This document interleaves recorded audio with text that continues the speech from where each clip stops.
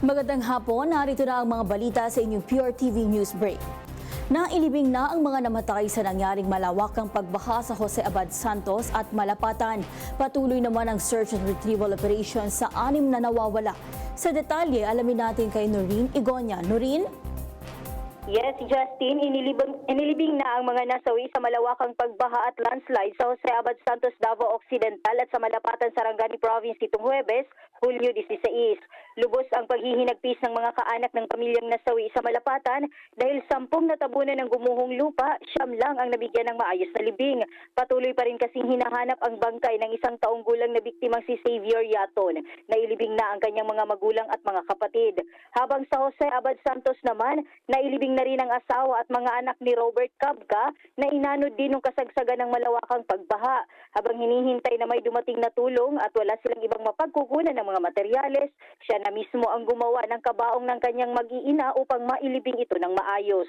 Sa ngayon ay patuloy pa ang relief at clearing operation sa mga lugar na naapektuhan ng kalamidad.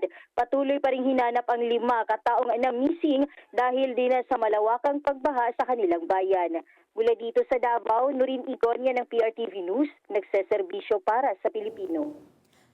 Maraming salamat, Noreen Igonia. Pinalawig ng Energy Regulatory Commission ang suspensyon ng disconnection sa residential at non-residential power consumers. Ito ay dahil sa patuloy na State of National Energy Emergency. Sinabi ng ERC na bahagi ito ng tinatawag na Consumer Relief Protection Measures. Nitong Mayo, sinuspindi ng ERC ang disconnection sa mga hindi makakabayad sa power bill ng Mayo hanggang Hunyo. Pinapayagan din ang 3-month installment ng bayad. Humiling ang Motorcycle Taxi Community Philippines sa LTFRB na bigyan na ng pansamantalang prangkisa ang mga riders habang hinihintay ang pinal na batas mula sa Kongreso upang maprotektahan ang kanilang hanap buhay. Ipinarating ito ng grupo kasunod ng isinagawang public consultation ng LTFRB para sa pagpapatupad ng DOTR Memorandum Circular na naglalayong bigyan ng Provisional Authority to operate ang mga MC taxi sa bansa. Ayon sa grupo, sa 10 taon ng pilot testing ay napatunayan ng malaki ang tulong ng mga motorcycle taxi sa mga commuters sa Metro Manila, Metro Cebu at Cagayan de Oro.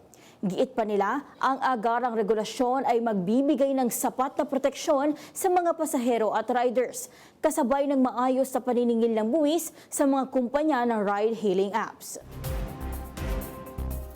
At yan ang mga balitang nakalap ng PRTV News Break. Live kami sa free-to-air Beam Channel 31, Signal Channel 31 sa YouTube. Tumutok din sa aming social media accounts sa Instagram, Facebook at TikTok sa PRTV Prime Media. Ako po si Justin Ignacio. Magandang hapon.